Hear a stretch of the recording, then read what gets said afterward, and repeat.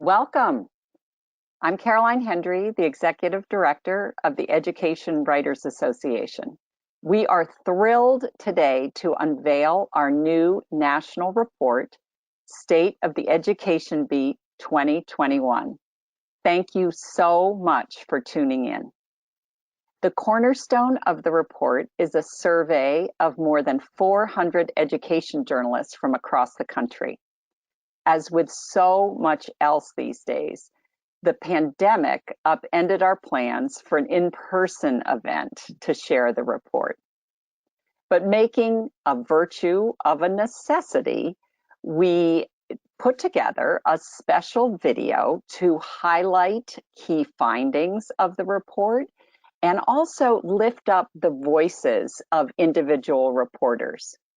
Today, these hardworking EWA members are going to share their experiences, talk about what motivates them and the challenges that they face. After the 25-minute video, we will pivot to a live conversation and Q&A.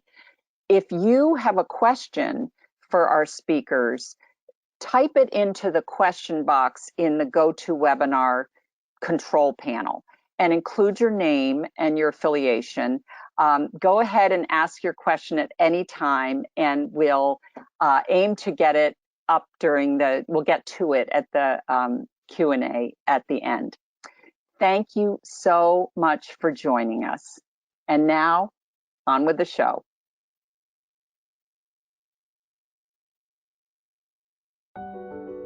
Education is at the center of the news like never before. Right now, we are witnessing unprecedented disruption to schools and colleges amid the coronavirus pandemic, as well as the profound effects that disruption is having on families and communities across the nation.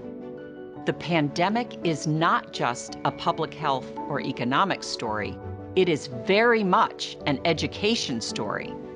The American public depends on education journalists now more than ever to stay up to date on a fast-changing and complex new reality.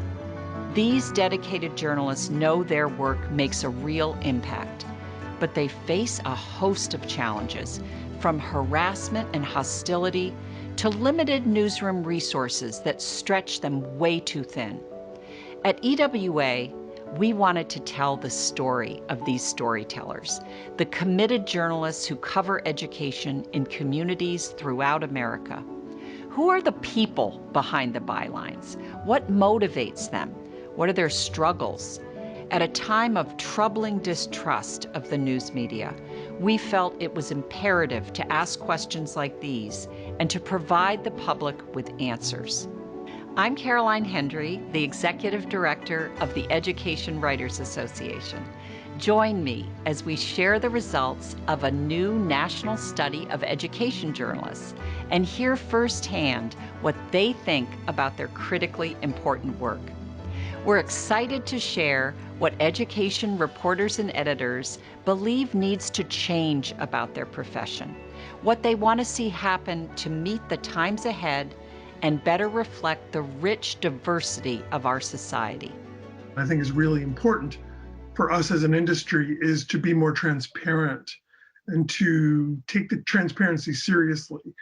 And one of the ways I think we can do that is to give the outside world as good a sense of who is making the journalism as possible, who is creating the journalism they're reading, who they are, what their ideas are about their work, and sort of where they're coming from. Hi, I'm Holly Kurtz. Before becoming director of the EdWeek Research Center, I was an education reporter myself. 5 years ago, I worked with EWA to develop the first ever State of the Education Beat survey and report. For this second study, we used a survey and interviews to track what's changed and what's stayed the same.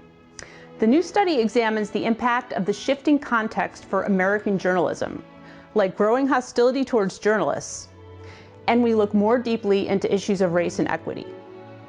Now, let's dive in. We conducted the online survey from March to June of 2020. 419 U.S. education journalists responded. About a third of them participated before the pandemic shutdown, with the rest following in its early days. Last summer, we followed up with in-depth phone interviews with 24 journalists. Their reflections are woven throughout the new report. Today, you'll also hear from journalists interviewed separately by EWA in December of 2020. One conclusion that's really clear from the survey is that education journalists feel invested in the field. 83% of survey respondents said that education journalism is a career path that they are committed to pursuing, and that's up from 78% in 2015. I've devoted my career to covering education because I truly believe it is the most all-encompassing dynamic beat at any newspaper.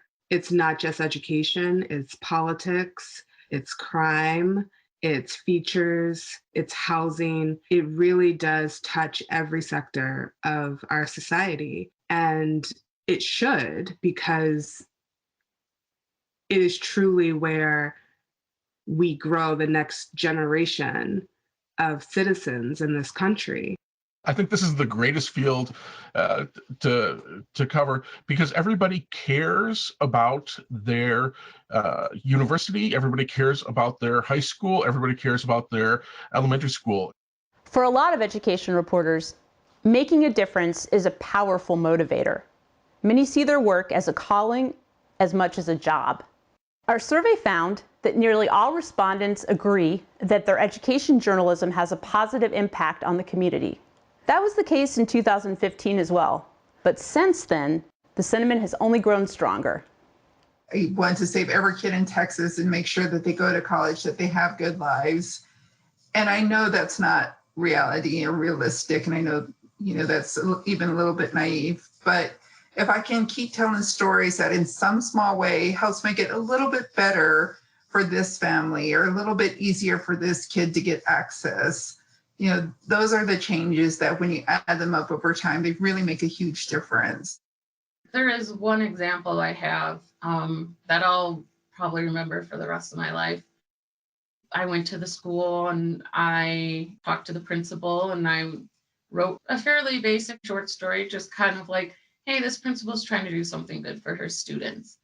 And I found out a couple weeks later at the school board meeting when they were going through the list of donations that in a matter of weeks, she had raised more than $30,000 for these students just because I ran an article.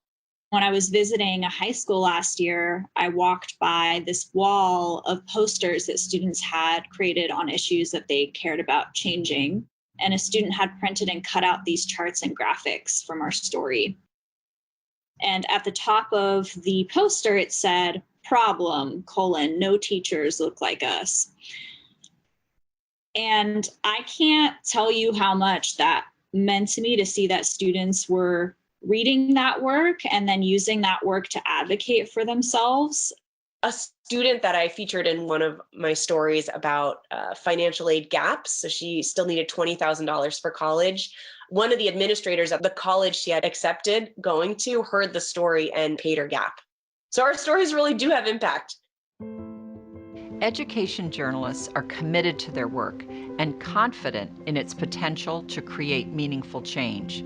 But the struggles are real. Like their peers in other areas of the news business, education journalists face diminishing resources and low pay. Many journalists told us financial difficulties and resource limitations are their biggest work-related challenges. Other obstacles include hostility and harassment, uncooperative education leaders, and campuses that are truly unwelcoming to reporters. We deal with a lot of hostility. We dealt with 4 years of the most powerful man in the world calling us fake news. I have been met with hostility from members of the public and even school board members. And when it comes to members of the public, usually their hostility is kind of misdirected. It's usually that they don't understand how journalism works. And it's all about informing the readers. So my family is Muslim. And so sometimes I'll just be in situations where I hear there are bigoted comments about the travel ban or the Trump administration's policies or just general Islamophobic or racism against Arabs or Middle Easterners. And so I've had to deal with that as I'm navigating interviews at the same time. So that can be definitely challenging to continue doing my job while somebody's making those types of statements. Overall, 61% of survey respondents said that they had been verbally or physically threatened or harassed, either by sources or by their readers, listeners, or viewers. The threats most frequently came via email, Facebook, or Twitter. And women are threatened more often. I have definitely experienced some online harassment, mainly because I try as much as I can to include the impacts of whatever education policies on people of color and low-income people. And I think that sometimes, especially when you're writing on race, there's a lot of hostility from people who don't think that it's relevant, who think that you're race baiting, who think that you're the racist one for mentioning the disproportionate impacts of certain things on people of color. So I've definitely gotten some of that in my inbox and in my DMs, but I think, when I get those things, I have to remind myself that it's because we're not talking about this enough. When you get a threat, especially if it's a very personal one in nature or includes your home address or anything like that, it is very scary. And speaking for myself and I think many others, it cannot deter you from the story. And often, you end up taking that fear and trying to use it to keep you strong. It's just crucial that we not be deterred from our mission as truth tellers, even if it makes people angry. Compared to the first State of the Education Beat study, more journalists now say that they encounter hostile or uncooperative education leaders. The share of respondents facing such officials increased from less than a quarter to more than a third. Gaining in-person access to campuses and schools is also a barrier. While a third of survey respondents cited access as a problem in 2015, that rose to nearly 4 in 10 this time. Incidentally, we found no measurable differences among people who took the survey before and after the pandemic shutdown began.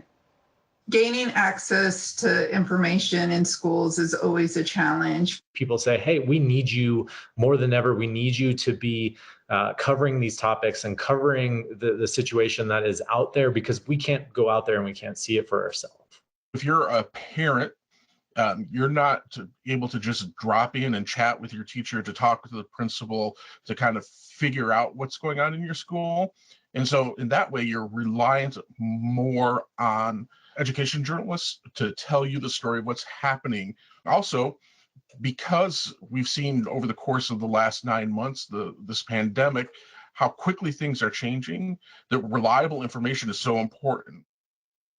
This year's State of the Education Beat delves more deeply into issues of race and equity than our first study. For example, we asked about the mismatch between the demographics of education journalists, most of whom are white, and the students they cover, who are much more racially and ethnically diverse. More than 8 out of 10 of the education journalists who took our survey identify as white. Yet K-12 and post-secondary student populations are increasingly diverse by race and ethnicity. So we see a growing mismatch between the people who cover education and the nation's students. The majority of education journalists surveyed, 63%, view this demographic mismatch as a major problem. Communities of color have a deep mistrust of the media in general, because they don't feel understood. They feel that we show up when something's really, really, really wrong or really, really, really good. And to keep it real, they don't trust us with our stories because the media is dominated by white people who have parachuted into their communities forever. I'm a white man. I have a limited perspective. There's just a different realm of experience, and that shapes how I cover things. And not having as many reporters from outside that perspective, I do think is harmful. Anytime you don't have representation in a newsroom that doesn't reflect the community that you're covering, it is a problem. And the reason it impacts coverage is, again, as I said, you don't have that representation and you don't have that understanding of the community you are covering. When you have people from diverse backgrounds of different colors and ethnicities, but also socioeconomic backgrounds, you can really understand the communities that you're covering from a deeper way and also be more empathetic toward the situations that they're in.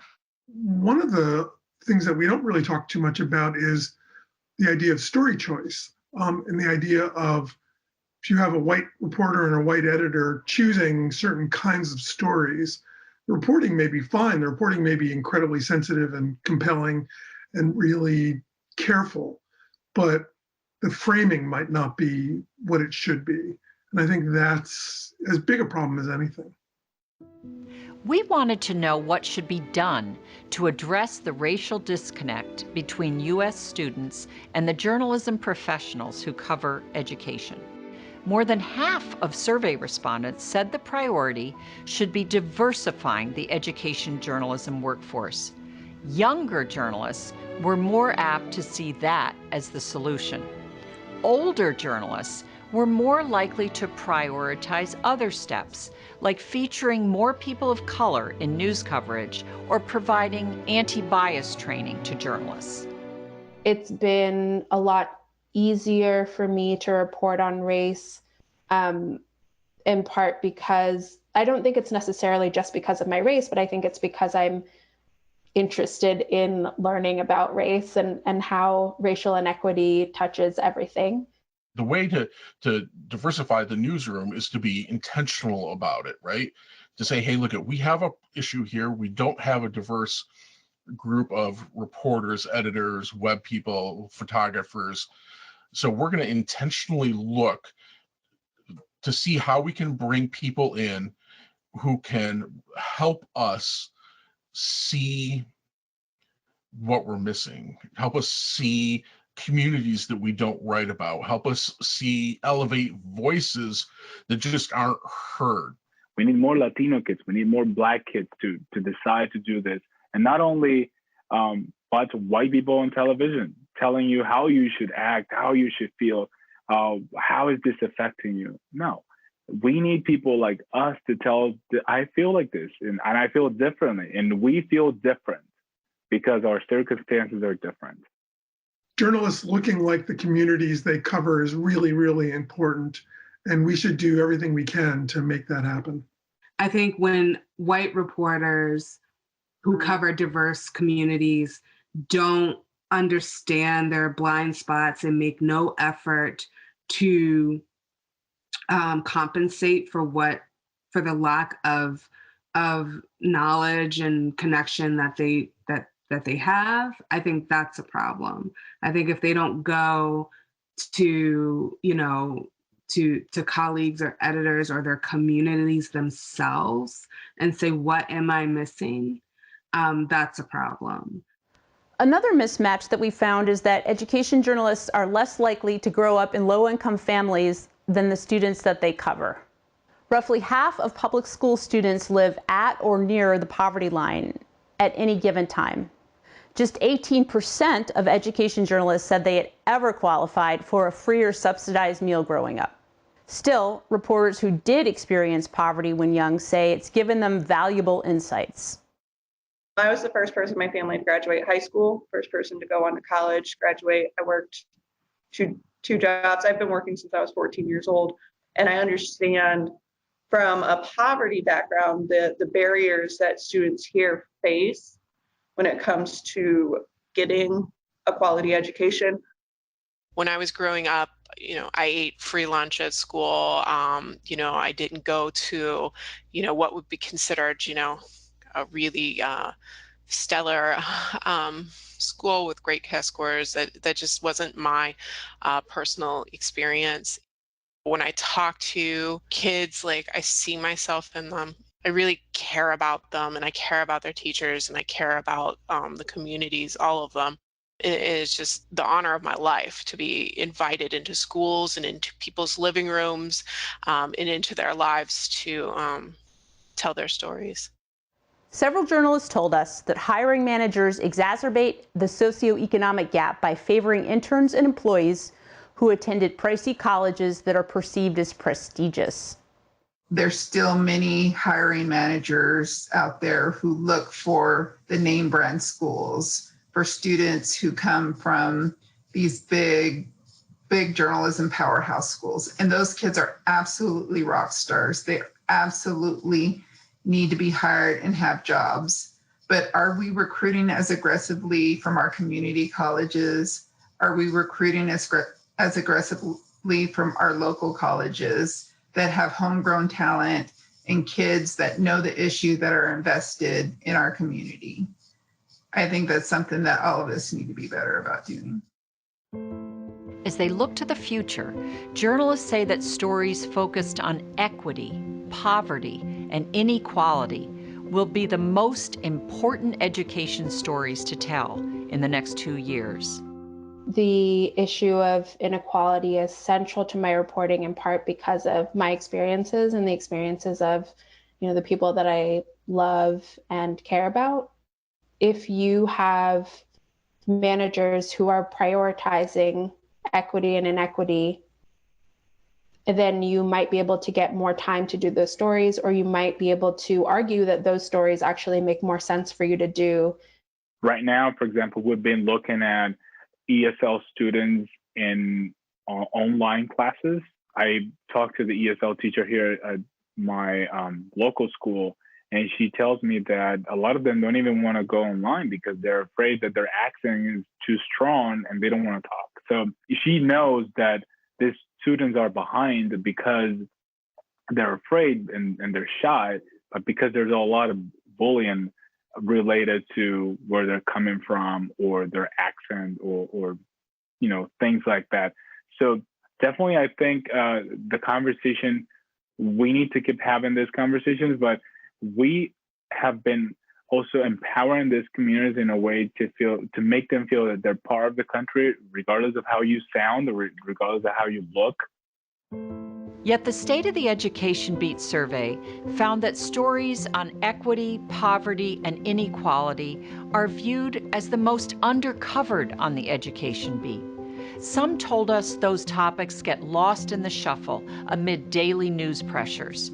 And some said equity stories can be a tough sell to editors, as well as to readers, listeners, and viewers.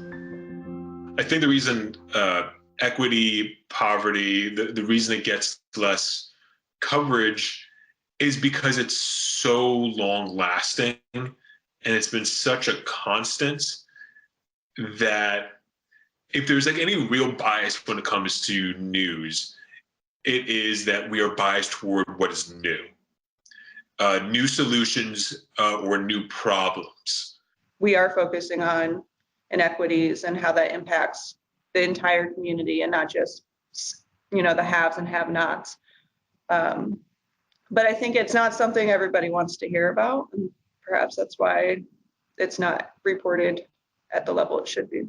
I agree with that. I think one of the challenges is it's the story that we feel like we've told before.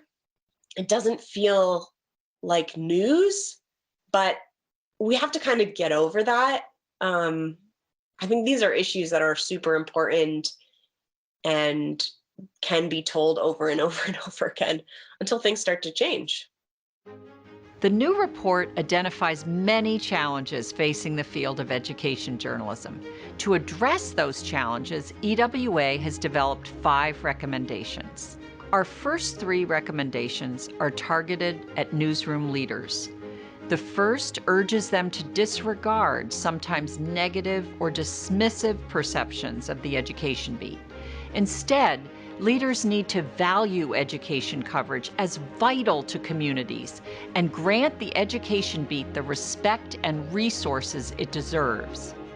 Second, Leaders of our nation's newsrooms must press for more progress in diversifying their staffs, especially by race, but also by factors such as socioeconomic background. EWA's vision for excellence in education journalism includes ensuring greater diversity in the ranks of the people who produce it. Third, given that education journalists believe stories on equity, poverty, and inequality are the most undercovered and yet the most important for them to tell, news organizations need to prioritize those stories in the coming years. Our fourth recommendation squarely targets educational institutions and the people who run them. In our democracy, there's no excuse for stonewalling professional journalists, treating them with hostility, or erecting other barriers to timely news gathering in the public interest.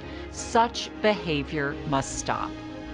Our final recommendation focuses on the charitable foundations that support independent journalism.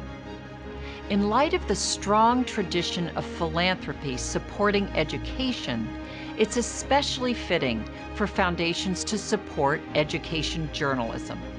Foundations should also make sure that the journalists they support maintain full editorial independence. Today, we've tried to give you a glimpse into the story of the storytellers who cover education in communities across America. To get a fuller picture, and I hope you do, please take the time to read our new State of the Education Beat report. The journalists who cover education strongly believe in the power of their storytelling to spur positive change, and they know how much the public depends on them. They deserve our support and our gratitude for their critically important work. I've never felt more fulfilled in the work that I'm doing than I do now, because I think that it's one of the most important times in journalism that I've seen.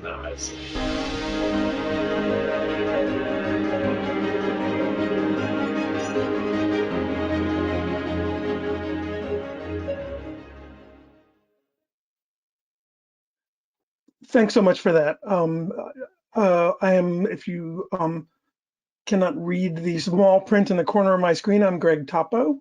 I'm the chair of the EWA board, and I'm going to lead a brief discussion about these findings, about this report. Hopefully we'll have a kind of a really nice sort of open-ended chat about some of the things we saw, some of the things we really kind of want to highlight, and then we'll of course go to your questions. And I noticed Jason got the last word. Jason, maybe get the first word in this discussion. And I'm joined obviously by Carolyn and Holly, and as well by Erica Green. So thanks to everybody for joining us. You know, one of the things that really struck me as I read the report and as I watched the video, and I'm so grateful for this, it feels like such an adult conversation about our industry. It feels like we are not shying away from the challenges that we face and the shortcomings that that this industry kind of shows every day. You know, so first of all, I just wanted to thank Carolyn and her staff, and obviously for not being scared to really talk about these things. The one that I think is the one that sort of stood out to me most is this idea of representation, and how education reporters, as much as we try, we are kind of woefully underrepresenting the communities that we cover. You know, whether it's racial or even socioeconomic. There's even a finding in there that talks about how, you know, kind of a inescapable way, I guess, that education reporters are sort of much more likely to have a college degree than the communities they cover.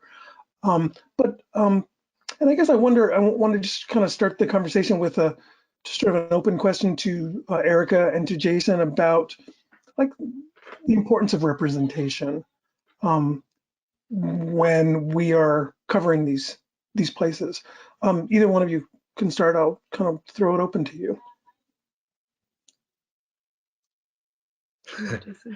All right. No, it's representation is so ridiculously important in this field. And I was talking with a mentor yesterday about this, and there's a story that always comes up for me about representation, and it's a story by Esmeralda Bermudez from Los Angeles Times, and she basically just threw a Twitter message out there, and this is an education story, but it really talking about, what's the history of your family history with Vicks Vapor Rub?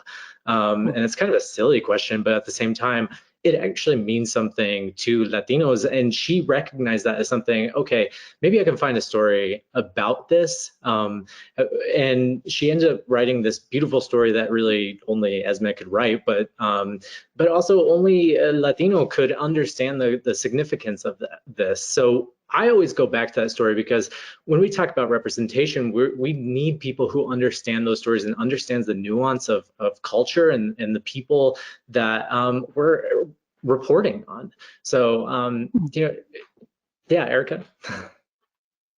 Yeah, I've been thinking a lot about this because I'm really struck by the statistic in the report that 18% of education journalists basically were enrolled in farms, and and that just keeps coming back to me because I think folks get really and rightfully so, there's a lot of emphasis on racial representation, but I do think that socioeconomic representation is also very important. And I think back to when the pandemic first started, and there were a series of stories about schools rushing to make sure that kids were fed, and a lot of them were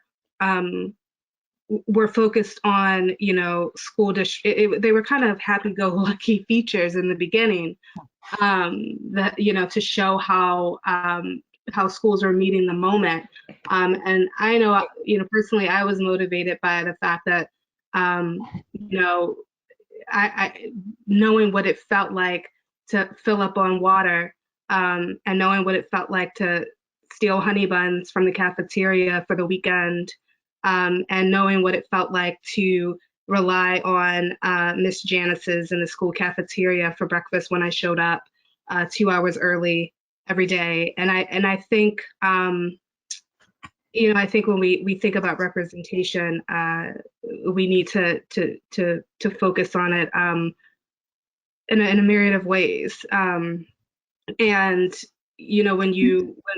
Anyway, yeah, I'll just just to follow up. I mean, do you, using your your example of kind of schools feeding kids and sort of doing the best they can in a way, right? I mean, do you feel like if there was better representation, let's say among young people who had grown up with food insecurity, do you feel like we would have for lack of a better term, like a more kind of courage to call schools out that aren't doing what they should? I mean, is that? Yeah, I think truthfully, it's not even. Yeah, we would be encouraged to call out schools more than I think we call out schools a lot when they're not meeting, their responsibilities. But I think we would probably have seen more stories that showed, the systemic failures that were beyond schools, right? The federal government, the USDA. I think, there is among people and reporters who know what it's like to be hungry. I think you just think a little differently about how you approach writing about children who are hungry, and your tenacity to hold the people accountable, responsible for that. So again, it's not, I'm always careful. I'm not knocking the coverage. I just think we would have more robust coverage of that kind of issue if there were more representation. Yeah. I want to just ask Holly, kind of turn to Holly and talk a little bit about some of those findings.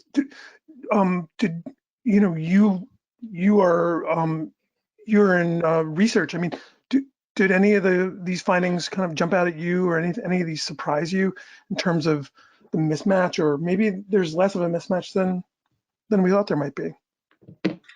No, because well, the mismatch this time around was similar to what we found in 2015 when we did the first State of the EdBeat report.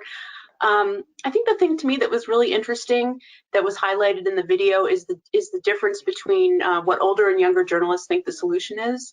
Yeah. And I see younger journalists being more, they seem to be more in favor of sort of the big picture systemic solution, which is to diversify the workforce, where we have older journalists being more likely to sort of support more incremental solutions like diversity training or, that sort of thing. And I thought that was really intriguing, and I'm wondering, I think that says a lot that's really interesting about the future of our career, of our profession. Absolutely. Carolyn, did you have any thoughts on that? I do want to talk about the sort of solution piece of this. No, I think that's, I think you summed it up great, Holly, and I'd love to, I guess I will just point out that one of our recommendations bubbled up out of, the findings of the report, is that news leaders need to really press for more progress in diversifying their newsrooms. That's not to say the other solutions or the other sort of ways to address the mismatch aren't important. I think they are. They're valuable. But at the same time, we feel like it's important that we take the issue of diversity in who's actually telling the stories, take that very seriously. Yeah. I want to, we have kind of a short time here, and I want to shift gears a tiny bit and talk a little bit about how we are perceived by our readers. Erica in the video used the phrase mistrust. Sometimes we are not trusted in the communities we cover. I would say that's absolutely right. And I wonder, this sort of bleeds into this issue of, very large percentages of us not just sort of being not trusted by our readers, but sort of being harassed by our readers, or being and sometimes threatened. And I wonder if we could kind of have a conversation about that. Unfortunately, Erica, I think you in the past couple of days, you've had to deal with an odd conversation about one of your stories. But I guess I want to hear both you and Jason to talk about sort of how you interface with readers who are hostile to what you're doing for whatever reason, and not just saying maybe you should do something X, Y, or Z better, but you are the enemy. Well, since I'm fresh off of PTSD, and for those of us who aren't familiar with it, Erica did an amazing story. No. Oh, okay, sorry. You can go back and look on Twitter. No, in any event, I mean, look, I do not engage with people who are not acting in good faith. I've been called all kinds of names from here to the sun. I've never been physically threatened. Mm-hmm. But I do engage with people who have real fears and real anxiety, or if I think the root of the issue, which was the case in Las Vegas, is a real frustration about what we're all dealing with. At the end of the day, it's not a secret. Like, I try to be really human. And so if I really feel like, there's something about my story that I can address in good faith with a reader, I try to do so, and I validate their feelings. I tell them where I think they are wrong. I push back when they are wrong, if it's worth it. Again, good faith. But I just try to be human and validate any concern that comes from a story that I wrote, let people know where I stand, what the motivation was, and we can agree to disagree at some point, even if it's 1 o'clock in the morning. But that's how I handle it. Anyone who comes at me with complete nonsense, which is a lot, I ignore it. It's the best way for your mental health. Yeah. Jason? Yeah, I would agree with that. Anyone who's not acting in good faith, it's more toll on your mental health than it's worth. And I'd like to note this: the hostility towards journalists wasn't something that just popped up before or after 2016. I mean, it's always sort of been there, especially in the Twitter sphere. I've definitely had my share of insults lobbed my way, and it has felt like it's grown. I've had less of that in I would say in the last year, being at Chalkbeat, and then really didn't have too much of it just before I left the Tennessean, but I have had my fair share, and I just have to agree with Erica. I mean, you just, in some ways, when those things are lobbed to you, you just have to let it roll off you and engage where the conversation is going to be the most productive. Yeah. I mean, one of the things that and this may be probably is a situation of correlation, not causation, but in these sort of 5 years that we've been talking about, 2015 to 2020, we've seen the sort of harassment rise, but we've also seen, sort of at the same time, to the findings that Holly shared, this sort of rise in people saying they're committed to this beat. You'd almost think that it would go sort of the opposite direction if you're kind of discouraged by what's going on, and it's actually just the opposite. Which actually brings me to, I wanted to ask Holly to talk a little bit about the confidence index, which I think is a concept that she came up with, and I want to hear her kind of take on this. If you could sort of describe that to us. Yeah, so the confidence index is sort of it compiles multiple measures of that have to do with perceptions of the field. Some of them include levels of confidence in different types of education journalism and different types of news media, commitment to the profession, that sort of thing. And we actually saw a slight uptick in the confidence index between 2015 and now.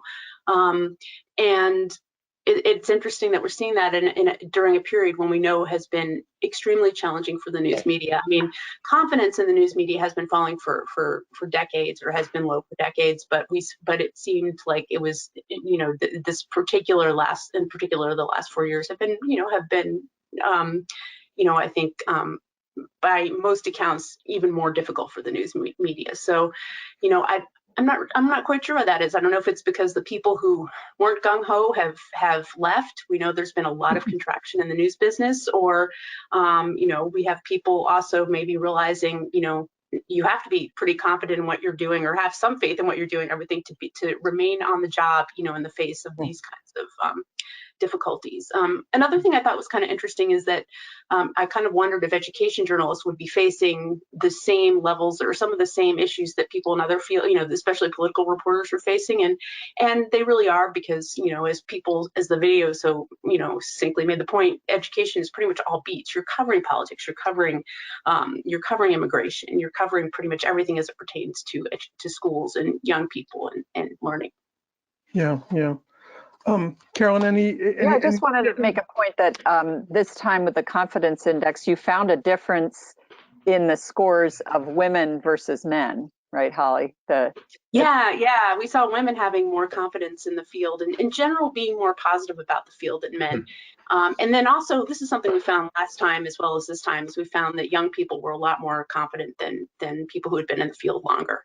And to me, I think that's probably, and maybe it's curmudgeonliness, I don't know, but I mean, I think it's probably people who've been, my theory is that people who've been in the field longer have seen this sort of period of journalism where there were a lot more resources and there were a lot more outlets, and younger people entering the field, they weren't, they don't necessarily recall a time when there were, multiple news radio stations per town and multiple newspapers per town. So.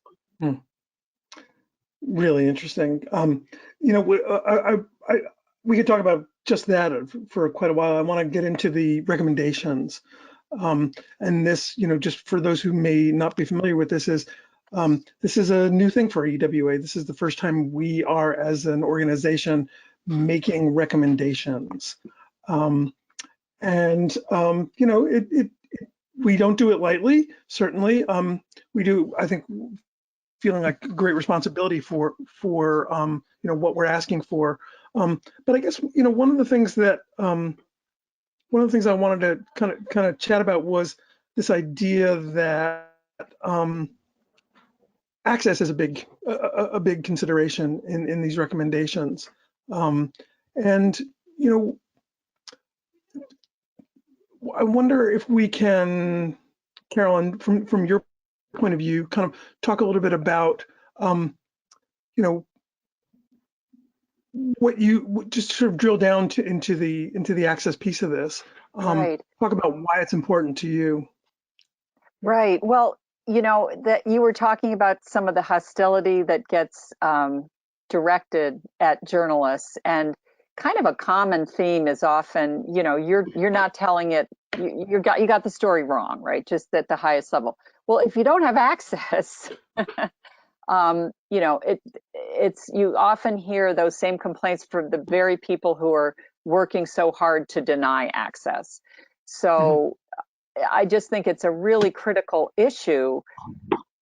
One of the things is we know that now more than ever, education is really critical to society. We've really seen that in the pandemic. We've also really seen that reporting on education is an essential service, but it's really tough to get the story right. And if people are hostile, if they're denying access to public officials, to public information, the public is really being ill-served at a time when they need this information more than ever. So it just feels like, you know, stonewalling has always been, I mean, it's always part of the profession, right? You know, none of us were born yesterday, of course, but it's really important that people think about the public good here, and that the public needs the information, and reporters are trying to get the information on behalf of the public. Yeah, I thought, oh, go ahead, Greg. No, please. I thought some of the journalists that we interviewed really did a great job of illustrating how the stonewalling really affects the public. It's not just an annoyance to journalists. You know, for instance, one of the most compelling stories was from a journalist who said that the school district wouldn't communicate with them about these noises that sounded like gunshots at a school. And so parents were understandably really worried about it, and, you know, wondering what was going on. And it took the district hours and hours to finally just tell the parents, oh, it was just an air conditioning that exploded, no one was hurt, it wasn't gunshots. And by having this history of stonewalling the news media, they were essentially stonewalling the community and letting parents sit there and think their kids might have been shot. And to me, that was sort of one of the most compelling, just stark examples of, you know, literally, you know, how this affects people. Really interesting. I'm actually I think I'm gonna give Holly the last word here. We are gonna go to Q&A. And I think Eric is gonna join us. Is that correct? There he is. Hi, Eric. You want to jump right in? Sure. So one of the questions we got was that one of the points made in the presentation was that the issues of equity, poverty, and inequality are not new, and therefore not appealing to editors and readers. You know, the sort of the news values, this is, you know, an age-old issue. How do we tell stories that are impactful to address these issues and that are interesting to editors and readers? That's a great question. Anybody want to tackle that one? So what is new about something that we've been reporting on for 50 years? And what's new about something that's been an issue for 400, right? So I think it's it requires a conversation, not about why it should be interesting to your editor. It requires a conversation about why it's essential to the public. And this has been an issue for a long time, where reporters have really struggled to be able to break through what their editors want or what their editors value at the moment. And I think, I'll just say, after this year, if that's still a problem in your newsroom, I'm not going to tell you to quit, but I would. That requires a larger conversation about your newsroom. And so that's what I'll say about that. I mean, one of the I'm teaching undergraduates past couple of semesters in journalism, and one of the things we're always talking about is, you have to ask, why am I reading this now, right? It seems like a hard question in some ways, but there's always a good answer, right? There's always a good answer for something like, poverty or inequality. It's actually kind of a very easy question to answer in that context. So you could almost sort of flip the script and say, this is sort of like an evergreen story. If it's still something that's affecting your community, you better be writing about why. So, Jason, did you have anything you wanted to add to that, or? Yeah, I mean, I'm very fortunate in Chalkbeat that this is, very clear in what we do every day, but I've been there. I've been there where editors don't necessarily see that as a story, because they come from a different perspective or different worldview. And, the thing about all of it is still going on. You're exactly right, Greg, and it's still an issue, and it still needs to be brought up. And we're not serving our editors, we're serving our readers, and we're out there to try to bring to light the issues that are out in the world. And if it continues to happen, it's still a story. Gotcha. Jason, also, do I recall correctly that, and maybe this happens across Chalkbeat, that there's sort of community engagement where you kind of deliberately go out to kind of get their feedback? Or I think I saw a few situations where at least some of your colleagues have done that sort of thing in a very kind of overt way to kind of engage with the community on what they want and what they need. Yeah, we have call outs. Everything's been a little bit different for me as far as experience, just because I started at the very beginning of the pandemic. So all of our call outs have been virtual, but yes, that is something that we do. And we try to just understand the communities that we're covering. Okay, thanks. Here's a question from a press officer at New York University. As the state of education continues to change, what can press officers in higher ed do to better support a journalist's work and coverage?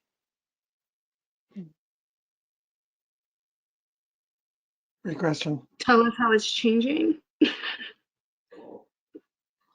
Let me think about that. I'll just throw out access too, that like providing access. I don't know what you would say to that, Greg, as a working in higher ed now, teaching. If you have any insights into that too, about providing journalists let me access say to one what's thing, going and then on. I need to jump off because I have to run another webinar. I would urge the person who asked the question to read the full report, because we actually have a really long section on public relations. We just weren't able to get to it very much or at all in the video. So there's a lot out there for you to read. And so with that, I will say goodbye to you all, and thank you so much. Yeah, I'll say, I mean, it's no different than before. It's all great work. The fact that it is changing so rapidly, and we have reporters who are covering K-12 and higher ed as one beat.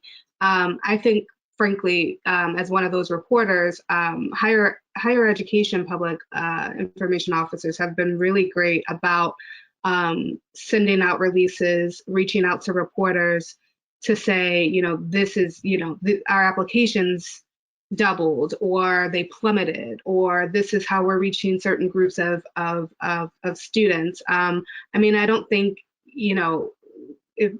great public relations has really needed to change, just strengthen as everyone tries to figure out what the landscape looks like when the dust settles.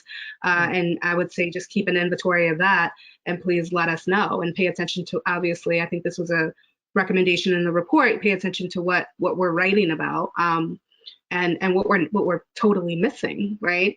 That's kind of what reporters really need from that profession. I have another question that I can bring up, Greg.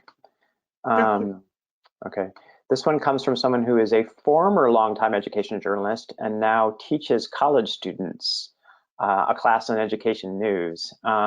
Using State of the Education Beat report, she asks for 5, but what are some topics that you recommend as necessary that college educators could use to design a skills course in education reporting? Wow, what a great question.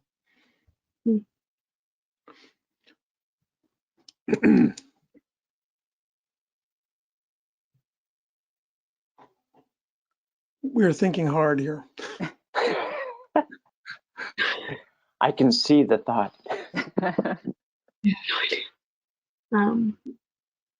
Go ahead, Erica. No. Jason, you can go.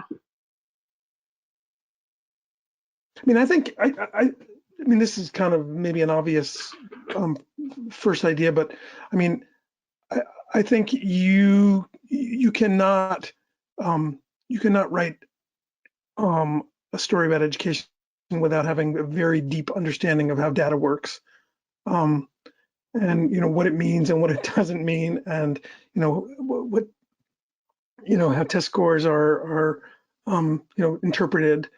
So I would say if you're committed to education, you need to know kind of the important data sets that the industry uses, and those are always changing, obviously, but that's what I would say was sort of job one. Yeah, I mean, I think I would throw out there, and it's kind of a no-brainer, but stories are not about public officials, they're about people. And so just always keep that in mind first and foremost. That's great. Eric, I think we're getting at the top of the hour, right? So that's probably the last question that we can take. And I think you might have had a message for folks about the survey. Is that right? Yes. And I would just like to say thank you to everybody for being here. You haven't done this in 5 years, and it's been a real privilege, and you guys have done a great job. So thank you, Erica. Thank you, Jason. Thank you, Greg. And Eric, too, you worked with me really closely on this, so thank you. Yeah, thanks, everybody. Thank you. Thank you. Thank you so much. I just want to echo that. Thank you all so much. We're really, really grateful. I also want to provide special thanks to the Carnegie Corporation of New York for making this project possible through a generous grant to EWA, and we appreciate the Wallace Foundation for supporting this project. Last but not least, I want to thank today's attendees and EWA members. As soon as this webinar closes, you will see an evaluation survey. Please complete it. There's just 4 questions, super easy, but it's so important for us to get the feedback. Finally, you can visit our website and you'll find the new report, the State of the Education Beat, the full report, and you'll be able to watch the video again there if you want to. Plus, you can catch up on some of our upcoming online events. Thank you all so much. Thanks. Thank you.